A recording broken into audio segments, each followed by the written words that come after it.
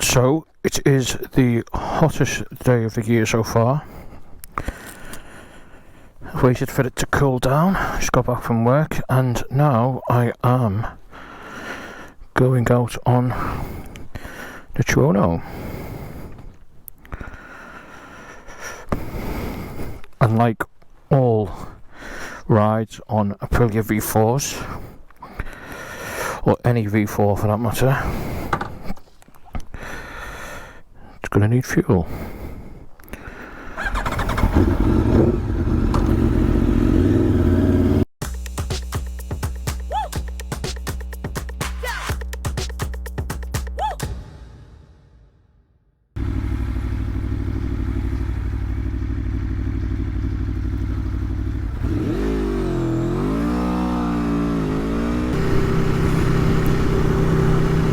So then, let's talk about my bike. Let's do a video on my bike. So this is a 2021 Aprilia Tuono V4 factory, 1100cc. Bought this brand new. It's currently got 5,200 miles on it, and I've had it for 3 years. So as you can see, I don't really ride it that often, and nowhere near as much as I'd like, for various reasons. But yeah, I had it for 3 years. Ownership side of it, pretty good, to be honest. Like no real issues. The dealer that I got the bike from, via Moto in Sheffield, great, fantastic, really good dealer. The only problem is it's 2 hours away from where I live. So when I bought the bike,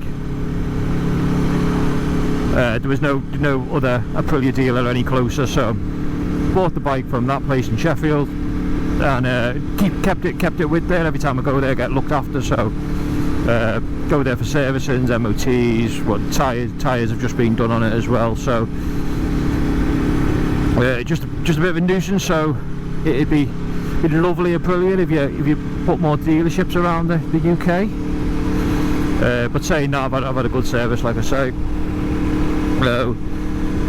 What else about this bike? Well, I'll start off with the bad points, and then I'll talk about some good points. Right. So I've had, in the 3 years I've owned the bike, I've had one thing go wrong, which is the I can't remember what it's called, but it's essentially the float in the fuel tank, which gives you a fuel reading on the dash.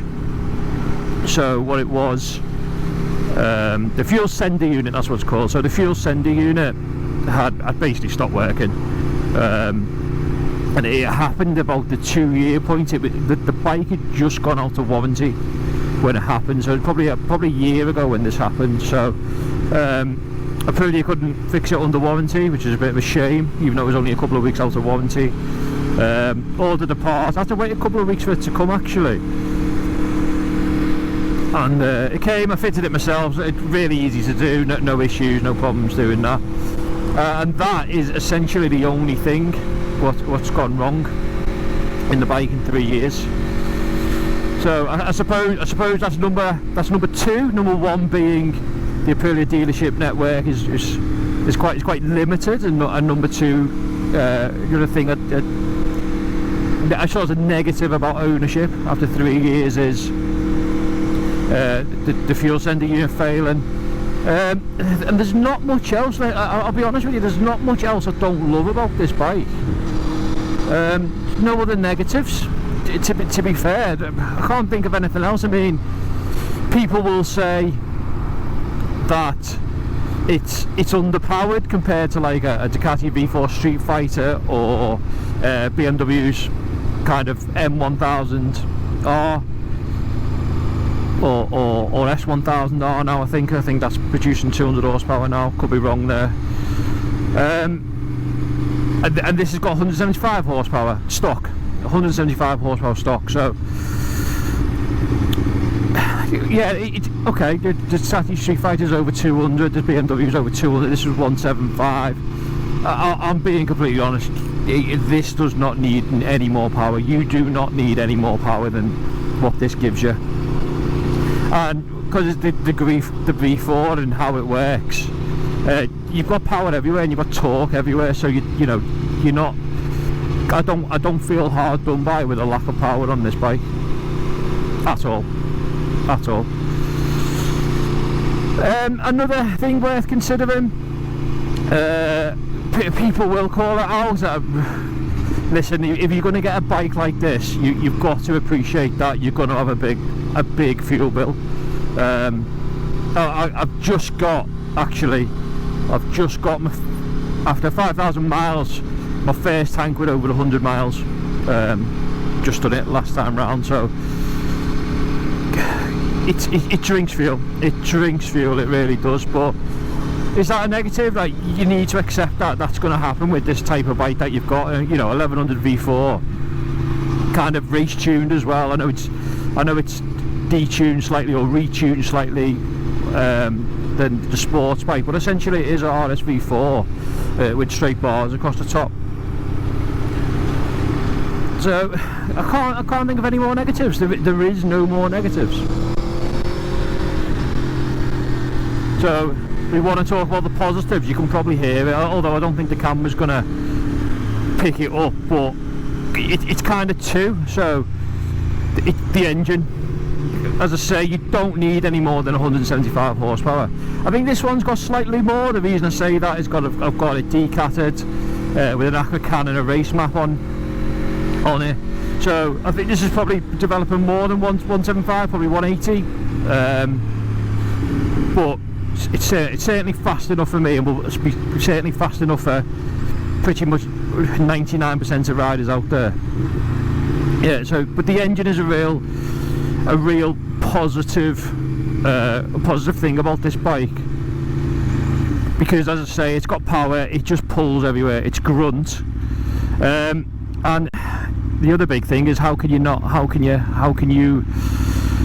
love the sound of a V4? There's a reason why. Yeah, how could you not love the sound of a V4? It's just, for me, like, don't get me wrong, I love V-twins, I love triples, even boxer engines I like, but inline fours as well, screamers. I don't know, like, I don't think there is a bad bike sound. I don't like 125 single cylinders with stupidly loud exhaust on it. But a V4, how could you not love this sound? And you'll hear a bit of it in a minute when I get out on a bit more speed-friendly road, should we say. What else do I like about the bike? Well, it's actually pretty comfortable. I wouldn't want to sit on it all day, but you can certainly ride for 2 hours or 3 hours. You'll run out of fuel before you are uncomfortable on this thing, I think. I've never thought to myself, oh, this bike's crippling me, I need to get off it. No, it's actually pretty, for the type of bike it is, it's pretty comfortable.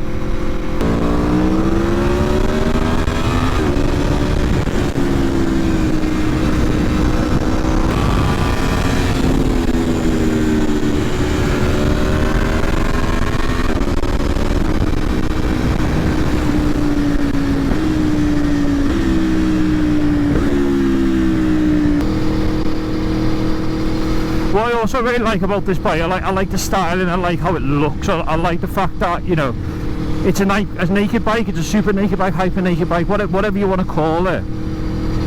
But it has got a very small screen at the front. And what that does is, it does take a little bit of that wind deflection off you. It's never going to be as good as a full-on fledged touring bike. But it is good, it just takes that little bit off you. I mean, the brakes are fantastic as well. They're not the Brembo brakes. They're not the new Stylema ones, but they're the old M50s, which I've had on other bikes and never had a problem with. The quick shifter and blipper takes a bit of getting used to. So the blipper is fantastic, it works under all occasions, like never had a problem with the blipper. It's just fantastic. The quick shifter can be a bit clunky at low revs, and what it's really meant for is like up and higher up in the rev range, and it works absolutely faultless and flawlessly higher up the rev range. But down low, town riding, using a Blipper, it's not fantastic, it's not terrible, it's just a bit clunky, and most of the times I tend to use the clutch to change gear then rather than the quick shifter. I think the biggest positive of this bike is you can't put a metric on it, you can't sum it up, you cannot describe to someone what it is, but it's the way it makes you feel. I get to use this often, and when I do get to use it, I want to feel special about using it, and you feel special riding this bike. What a beautiful evening.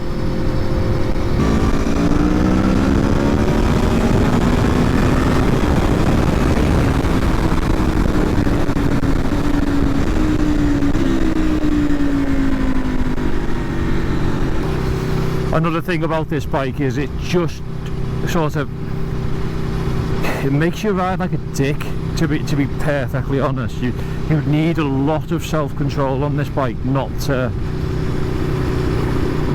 like ride like a dick absolutely everywhere. And that is partially because it's quite easy to ride like a dick as well. Quite easy to ride like a dick. That's terrible. But you know the point I'm trying to make. It's the power's everywhere, and the confidence it gives you in the corners. Like, it's easy to ride fast, which means you're gonna ride it fast. But you don't have to. You get thrills out of this even going at slower speeds, but why ride a bike like this and go slow?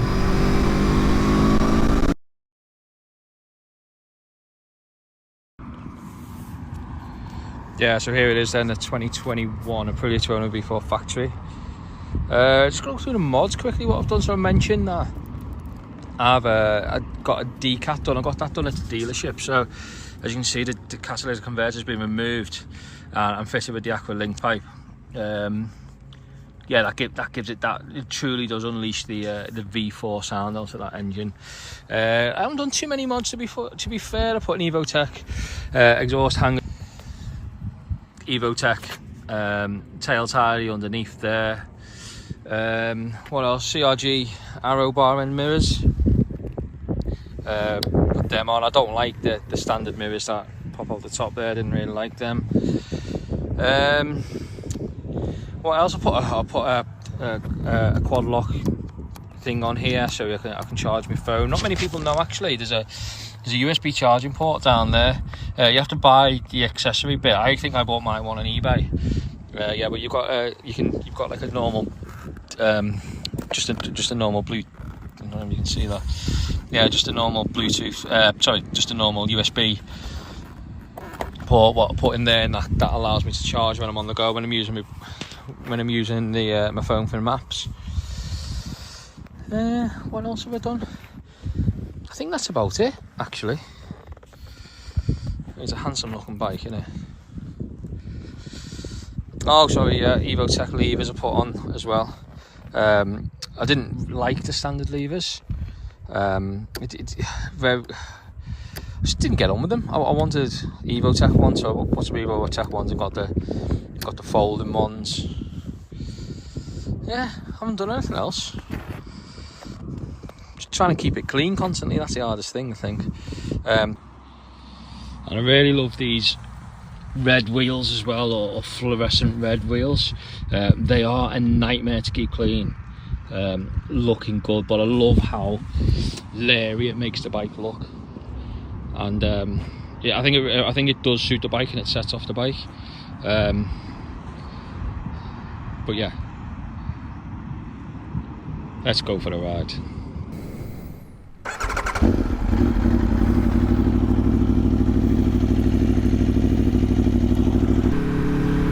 I've just thought of something else as well. The bike gets incredibly hot at slow speeds.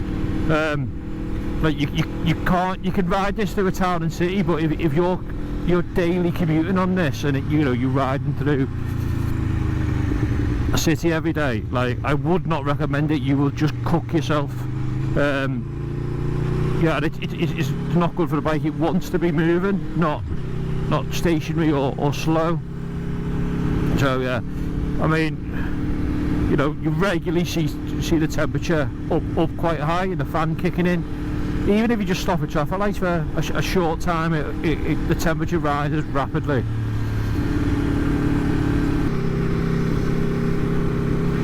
I suppose the final thought, people may ask, you know, you've had the bike for 3 years, do you see yourself getting rid of it? Absolutely not. I think it's a perfect bike for me and what I use it for. I think there are better bikes out there, possibly better all-round bikes, but I don't think there's any bikes that make me feel as good as this one makes me feel when I ride it. Thanks for watching. If you've got any questions, or you know, you want any more info about this bike and the mods and where I got the stuff from, please drop a comment. I will reply to the comments, and I'll send some links as well. But see you on the next one.